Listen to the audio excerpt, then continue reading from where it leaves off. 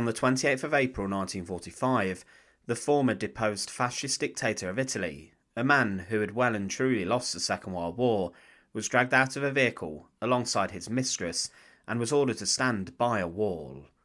He had been condemned to death for his treason and crimes, and Benito Mussolini faced his death with alleged dignity, it's believed. Opposite him stood an executioner, a partisan armed with a machine gun. When the order was given, the executioner littered the body of Mussolini and his mistress in bullets, and the pair fell to the ground, immediately killed. But this was not the end of the ordeal for Mussolini, and the following day his remains were taken to Milan, where the public took out their anger and hatred on a man who had plunged their sons and fathers into a conflict many believed they had no right in fighting.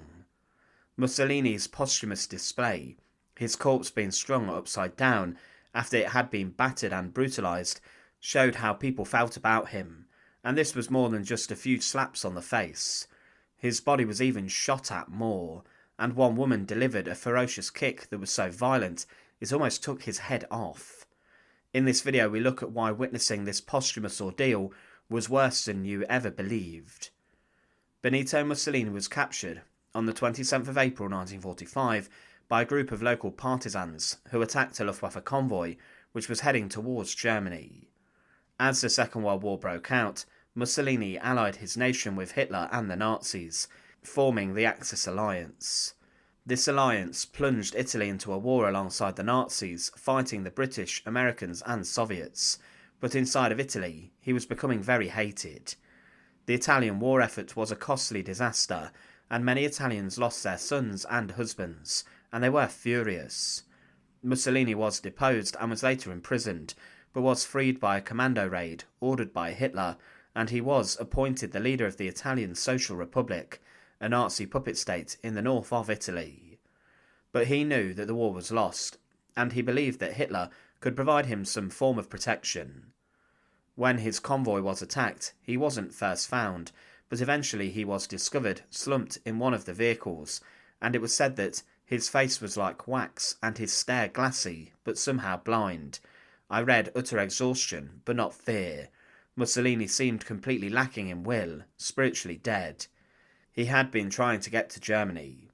After his capture, he and his mistress were later reunited, and it was decided that they would be executed. The following day, executioner Walter Ordizio collected Mussolini and Clara Petacci, and then took them out to the Villa Belmonte. He ordered them out of the truck, and then stood by a wall, and he shot them ruthlessly in a hail of bullets. It was ruthless and quick, but then what came next was completely shocking.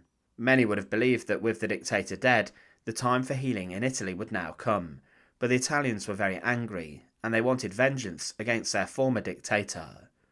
The bodies of Mussolini, Petacci and the other partisans were dumped inside of Milan on the 29th of April 1945, specifically in the Piazzale Loreto, a square where many partisans had been shot before by Mussolini's forces.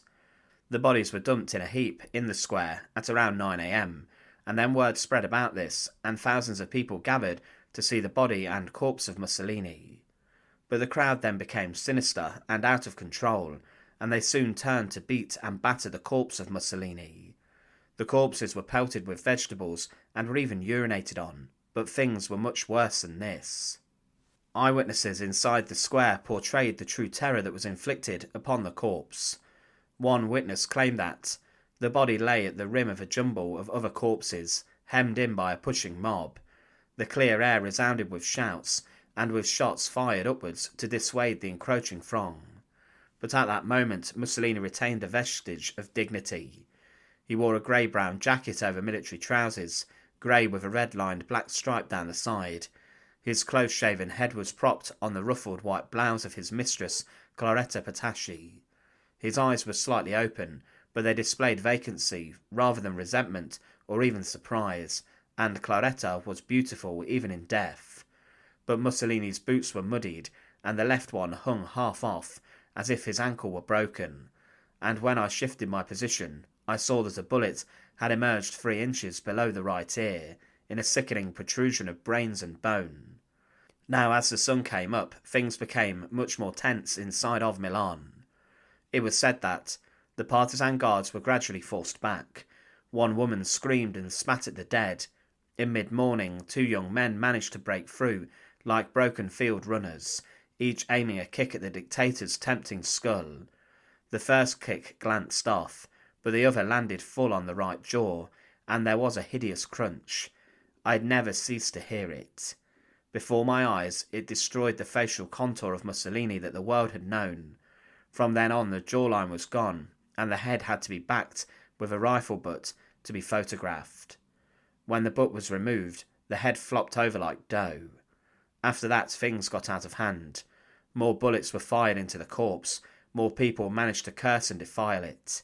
Before noon, Mussolini and Petacci were suspended by the heels from the girder of an unfinished gas station. The partisans were careful to tie Claretta's dark skirt between her knees. One reluctant eyewitness was Achille Starace, former Secretary-General of the Fascist Party. Captured separately, he was brought in on an open truck and made to stand with his hands above his head as the truck drove right up to the makeshift gibbet. Then he was moved through the crowd to a white wall just beyond. His hands were still high and his mouth trembled. There was a prolonged volley. Within minutes, Starace was hung up alongside Mussolini with 3 others. Finally, after a plea by the Cardinal Archbishop of Milan, the 6 were cut down. All bodies reached the morgue at 2:15 p.m. What had happened was that the people had battered and beat Mussolini's face, so it was barely recognisable. Another witness, another person who saw this, said, "While I watched a civilian trampled across the bodies and dealt Mussolini's shaven head a terrific kick. Someone pushed the twisted head into a more natural position again with a rifle butt. Although Mussolini's upper teeth now protruded grotesquely, there was no mistaking his jaw. In death, Mussolini seemed a little man. He wore a fascist militia uniform, grey breeches with a narrow black stripe, a green-grey tunic and muddy black riding boots. A bullet had pierced his skull over the left eye and emerged at the back, leaving a hole from which his brains dripped.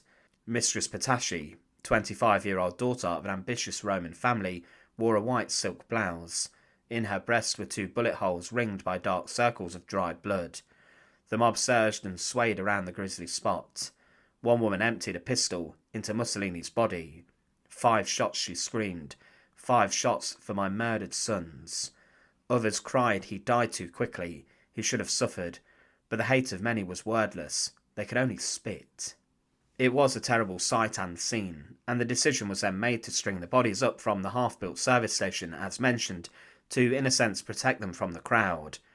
But things continued to be thrown at the bodies, and they were strung upside down in an act of disgrace. Mussolini's body was heavily bloodied, and his face was very swollen. Eventually, when the Americans arrived, they ordered the bodies to be cut down, and they then took them to a morgue, where Mussolini was autopsied.